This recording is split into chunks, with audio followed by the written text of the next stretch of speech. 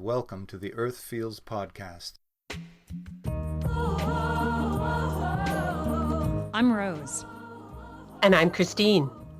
Welcome to Earth Feels, the podcast for people feeling overwhelmed by the endlessly gloomy climate news. Where every week we have soul-based conversations about climate change and explore the idea that climate change may be happening for us as much as it is happening to us. If you are ready to shift your focus and secure the future for our kids and our grandkids, then this is the podcast for you. And yes, we do know how to spell.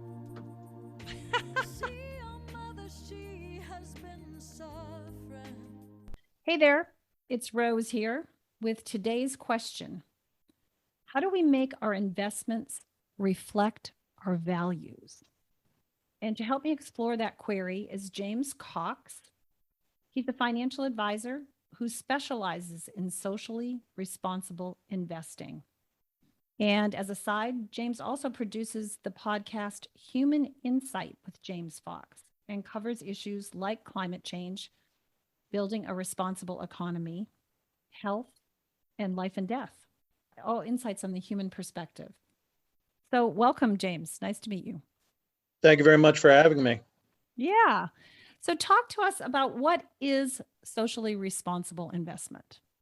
Well, before I do that, I need to give a little disclosure just because of the nature of my job. My name is James Cox. I'm a financial advisor with FFG Advisors and Park Avenue Securities. And I'm also an agent of Guardian Life. This show is for informational purposes only, and that individual situations may vary, and the information here in the show should be relied upon only when coordinated with an individual professional advisor's advice. This discussion does not constitute an offer or a solicitation on a product or service. This is my opinion and not necessarily that of Guardian or Park Avenues, and I need to remind listeners that I'm not a legal or tax advisor. They should consult their own legal or tax advice. So what is socially responsible investing? It means different things to different people. Interesting story. A number of years ago, I was at a get-together at the Bloomberg building in New York City. They had invited like 400 different advisors involved in quote unquote socially responsible investing. Prior to that, I kind of had this image in my head that, we're all on the same page, we're all doing the same work. But when I got there, I realized that literally everybody had a completely different interpretation of what it means to do socially responsible investing. And so kind of the key exercise is for individuals to drill down into what do they want to see or what do they feel is socially responsible. My interpretation of that is really focused on the climate crisis and fighting climate change. So the work that I do really focuses on investing in companies that are not fossil fuel based. So that means avoiding fossil fuel companies, big oil, coal, gas, and the like.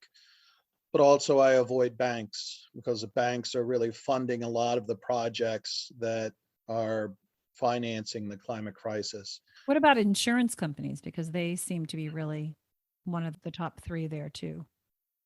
Typically, insurance companies don't come up in terms of the things that I screen out, but they also don't show up in a lot of the things that I invest in.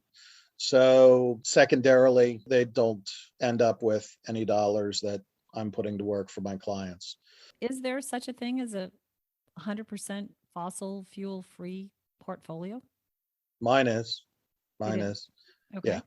I've checked it across a number of different screens as far as with what is the vehicles that I use within the fund, what holdings are inside the funds in terms of fossil fuels or banks, and that's why I use specific vehicles. And so I construct the vehicle for clients around this theme, because I feel it's proactively the best way to address the climate crisis, but B, it's also good financially. The reality is that if you look at the fossil fuel industry over the past, at least 10 years, it's been a money-losing proposition. And as a result, by avoiding that money losing proposition, the clients do better. The idea is really, for my eyes, is to manage risk regardless so that my people do better than just throwing money at the wall and hoping that they do better. Most advisors don't screen out fossil fuel companies. I've had run-ins with some mutual funds, which have been, I would say, comical, but it's just sad that they don't even know what I'm talking about when I bring it up in a conversation. I think that what I offer is something that's unique and useful, and my clients both benefit and appreciate it. So can you talk a little bit about ESG? That's a kind of a rating for sustainable investments. Yeah, so ESG, it stands for environmental, social, and corporate governance. And these are three different factors which go into evaluating the strength of companies outside of their financials. Normally, when you look at companies in terms of how they perform over time, you're trying to assess what makes this a good company. Normally, what is done is people look at the financials. Is it making money? Is it producing a profit? Is it sustainable in terms of its not sustainable environmentally, but is it sustainable as far as an ongoing enterprise, i.e. not going bankrupt? Okay. What ESG does is layers on another level of due diligence in terms of looking at other factors. For example, corporate board population. Studies have shown that boards with more women on the board do better because of diversity. Diversity matters. So not just women, but minorities. You end up with a diverse view when you're having meetings instead of, quote unquote, the good old boys network. And, the ability to break out of that single track thinking is really key, I would feel, in today's economy. You have a lot of things shifting around, a lot of things changing in terms of the way the economy is acting and reacting to the changes that we're going through. You look at what's happened with Corona and the devastation that it caused to not just the supply chain, but to employment markets. Companies are really having to reevaluate how they are operating. And if you're stuck in operating as if it was, 2004, you're just not going to do well in that environment. You have to be more proactive and you have to be more dynamic. So corporate governance is a big issue. You should also look at, what's their impact on the environment? Are they creating more liabilities? One of the big issues, especially with fossil fuels, is a lot of these secondary effects of the fossil fuels in terms of pollution are externalized costs that are passed on to society. Now, some of those costs really go towards, for example, health issues. If you look at areas around wells that are frack or drilling for natural gas and oil, there are high instances of asthma, of breathing difficulties, of disease. There have been a lot of studies that have showed the contamination of water supplies in different areas due to fracking and what's that's done in terms of health issues around populations in those areas. And so these costs are really not addressed by the company itself, that passes off responsibility of these costs to society to pay. So an ESG rating is a ranking that's done. Is there an organization that's actually doing the ranking, or it's up to each individual investor to figure that out, or it's each individual advisor? My feeling is that it really has to take due diligence on the part of the individual or the advisor to look beyond what the rankings are and drill down farther, because there's a number of different organizations that offer those types of rankings and create their own sorts of models that look at specific things and pay attention to specific things or ignore other things. And you really have to judge and prioritize what's most important to you. to you. and to make at a certain point a value judgment about what you want to have in your portfolio. Mhm. And so now one of the things that's happened, especially over the past year, is that a lot of funds have come out and said they're quote unquote ESG funds. And to me, a lot of that sounds like greenwashing. A lot of it sounds like really these are the same companies that they had before. They're just slapping a sticker on it and saying, hey, look at this. These are going to make you feel good. Don't look too deep, but, send us your money anyway. I just don't think that over the long term is it's not the same thing as truly investing according to your values. It's interesting that Um, they even would do that, though, because they have to see the writing on the wall. They know that people are Well, moving and this there is way. writing on the wall. The SEC has actually said that they're looking into companies that do claim that they're ESG and evaluating those to make sure that they're working in behalf of the investors' interest. But there's a lot of money in that. And the reality is some of the actors that are not good actors, for example, the fossil fuel companies, have been hard hit by, for example, the divestment movement. Yeah. Divesting from fossil fuels has really, really hurt fossil fuel companies over the past couple of years. Before COVID, there were a number of fossil fuel companies that were on the verge of bankruptcy, and they were struggling to raise money and really could not get access to capital markets. And that's a good thing to me, to help in terms of the transition from fossil fuels to renewables. But what happened with COVID was basically all the different companies in the economy got access to capital, and they've borrowed extensively. They got a second breath of life. But a lot of those companies are still trying to get access to money. And there are a lot of companies that quote unquote have ESG funds, but let's say are investing in a fossil fuel company that says it's transitioning to renewable energy by 2050. Well, 2050 is a long way off. Yeah.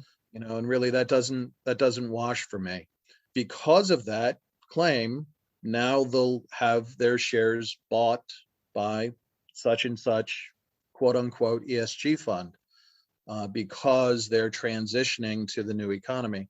To me, that's not going to work, but for this other fund, that's okay. That's acceptable. That's why it becomes at a certain point a matter of looking into the holdings of where your investments are. So you as an individual investor can say, I'm not comfortable with this, or yeah, I'm comfortable with this. You have to make the judgment as an individual. Are you seeing the demand really shift away from fossil fuels for your clients? I mean, they're watching the divestment and saying, as individual investors, we can speed that process up. I think, yes, in short, there have been a lot more institutional money, for example, foundations, educational institutions that have divested from fossil fuels, and people see these announcements, they're picking up steam. The people that I work with tend to be more aware in terms of the environmental impact. But I also have clients that are not environmentally aware. But when I explain the risk management aspect of it, avoiding those losses from companies that are basically 20th century technology and moving towards where the economy is moving in the 21st century in a positive fashion, building a sustainable economy, they understand that.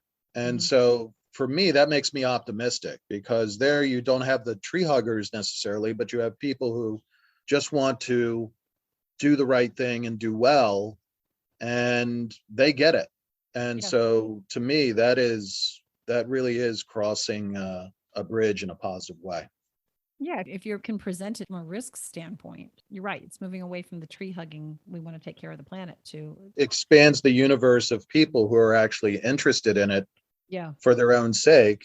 And it makes it a larger pool of people that are going to be supportive. So what's your journey been? Been a finance guy for a while. How did you come to this realization that were you an environmentalist first and then a finance guy, or a finance guy and then an environmentalist? What was that like? I would say that I've always been a environmentalist. I'm fortunate in terms of my history as a financial advisor. I've always been with firms that have encouraged me to do socially responsible investing. When I first started, I could have gone to a large firm, which I won't name, but that was right around the time of the financial crisis. I don't feel like I would have been able to do what I do, in terms of socially responsible investing. And, I've been fortunate to be with firms where they understand why I'm doing what I'm doing in terms of risk management, and they are comfortable with that approach. Now, not everybody inside the firm does it. I'm unique, Huh. but they're not opposed to that, and they understand the nature of managing risk. Really what changed for me was watching Al Gore's movie, Inconvenient Mm. Truth. I Mm-hmm. watched it with my kids, Mm-hmm. and it was pivotal. Yeah. And it really changed and invigorated the focus in terms of with what I do, to focus on the aspect of fighting climate change, Mm-hmm. to move from kind of a general socially responsible approach of avoiding quote unquote the sin stocks, to having a mission driven approach to what your dollars are going to do, Mm-hmm. because at the end of the day, that's really what it's about. You have to ask yourself, what do you want your investment dollars building in terms of the economy going forward? When you drill down into some of those companies that are out there, and if you have X dollars in such and such company, maybe it's funding, for example, prisons. Do you really want to fund private prison? Go With ahead. every dollar you invest, you're spending your money You may, yeah, for the world that you're you want making a to live in. statement. Yeah. It's a vote. It's a vote. It's a vote. Absolutely. Yeah, I think Gore's work has been pivotal for a lot of people. I've taken his training a couple different times. That's kind of how I got started. I can remember sitting in watching an Inconvenient Truth. The first time I saw it, he presented it at a forum when I was living in Seattle, and there was basically nobody in the audience. I had a group of my friends. I think there were like 6 of us that went, and we had front row seats. And it was right after he had lost the election, and he came out and said, I'm proof positive that every vote matters. Yeah. Brilliant, brilliant man, and been at it a long, long time. So hmm from your financial journey, how did you get into podcasting, and how does that relate? I also have my own blog, jamesacox.com. And on the blog, it really is focused on my work. Everything on the blog is approved by my compliance department. I have to submit it, make changes where they point out or suggest, and get it approved. What I write about in terms of the blog ranges from climate change to health, risk management, things like that, the economy. But some of the things that I wanted to talk about or wanted to address really were not suitable for that format, because it really was focused on my work. And so what we agreed to do was I was able to set up my own podcast outside of work, outside of anything that I do. I don't mention my work in the podcast. I'm able to talk about other issues around whether it's climate change or human trafficking, AI, veganism, diet, spirituality is a big one. Mm-hmm. And all of these ideas, all of these podcasts, I kind of see as pieces of an eye. Like if you imagine like a fly having like this multifaceted lenses on its eye, like it has actually, hundreds of little eyes on its actual eye. Like each one of these podcasts is a is an aspect of human existence, of why we're here and what we hope to accomplish and why life matters. And so the goal is really from the podcast is to focus on specific topics and over time kind of come up with a more enriched view of human life. And that's kind of what I try to do. I've been doing it for, I guess, about 3 or 4 years now. A couple hundred episodes. Is that where you are? I think last count, I was at like 17,000 hours of Wow. listens. I was surprised and pleased. You know, I love to do it because the way it works is I end up finding somebody and I'm like, oh, I want to talk to them about a specific thing. And the way I imagine it is I just want people to like be able to listen in on the conversation. You know what I mean? And be able to just kind of surreptitiously lean in over their chair. I know over exactly lunch. what you're saying. That was one of the greatest compliments that someone gave Christine and I when we first started this. This woman said it was like sitting next to someone at a coffee shop and listening to a conversation that you really wanted to kind of move over and sit at their table and find out. Yeah, exactly. Just briefly, can I kind of get your take on COP26 last week? Like what your impressions are of where we're going to go now? Where we're going to go now, I saw this morning that I can't remember who it was, but somebody had said now we have to work on, instead of limiting CO2 to 1.5 degrees, now we have to work on limiting it to 2 degrees because there's no way that we're going to keep it under 1.5. And so in a way, I think that it's a missed opportunity. And it's one that we really can't afford to miss. Really, until we get to the point where we look at redesigning the economy so that it is able to withstand the transition away from fossil fuels, and fossil fuel companies are subject to being limited in terms of with what they can produce in terms of fossil fuels, we're just not going to get anywhere.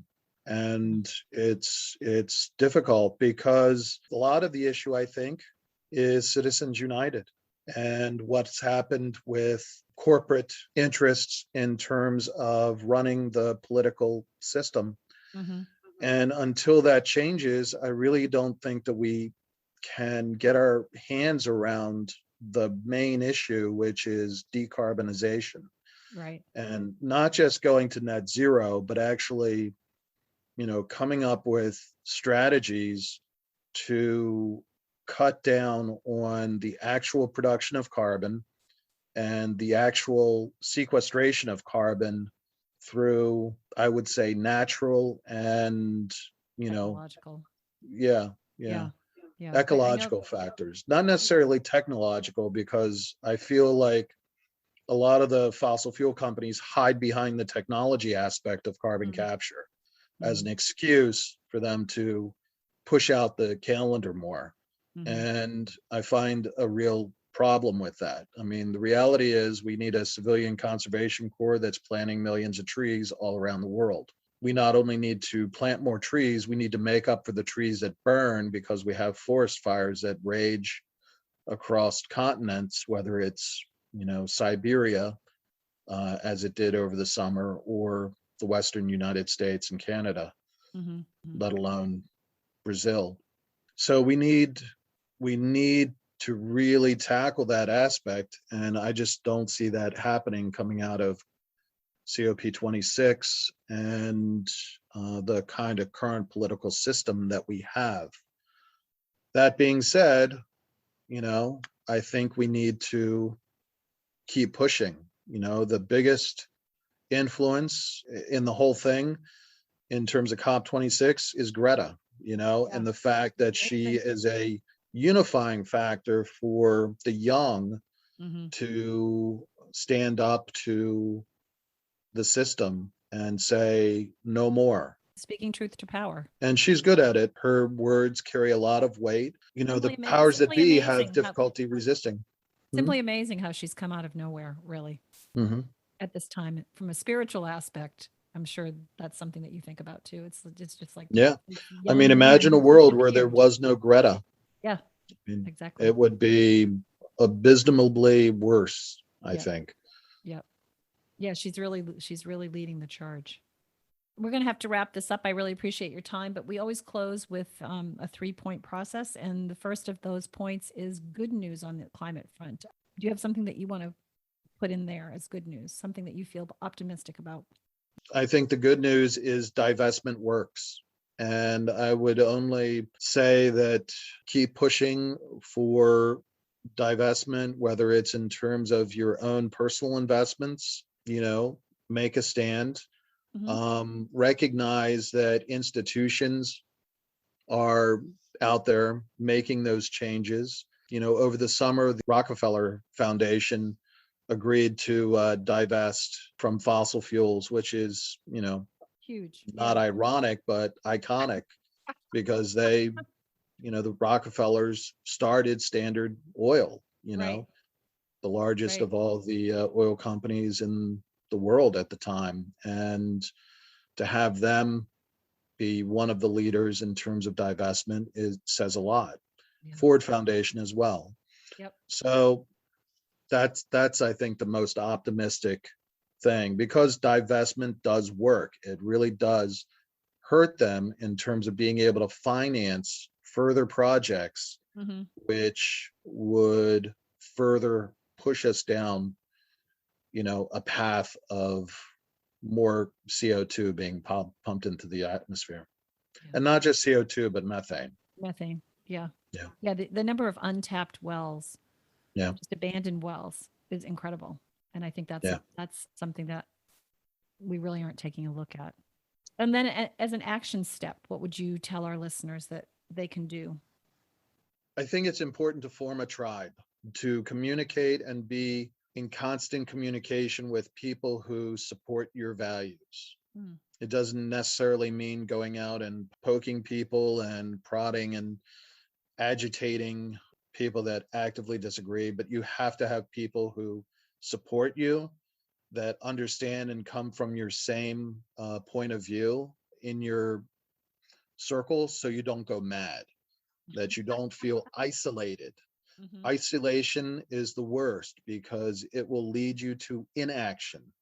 And at least with your tribe, you end up seeing that other people are taking action. You see that other people are hurting, and you can both support them and take, consolation from their work.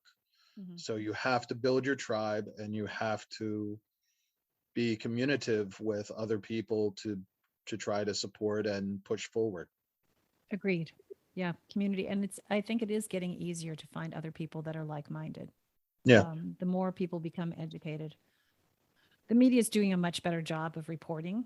I think the media still gets its jollies from divisiveness, but I think they are doing a better job of reporting. And so the more educated we become, the better off for all of us.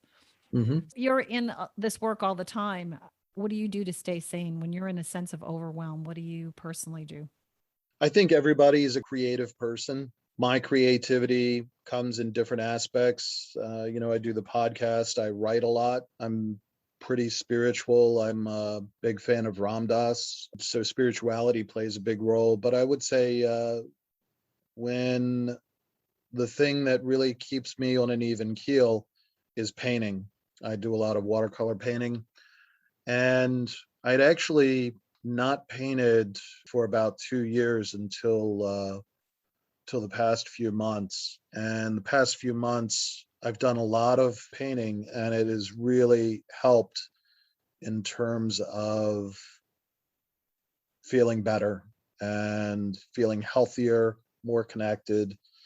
And so I think it's just a matter of finding a way to express yourself.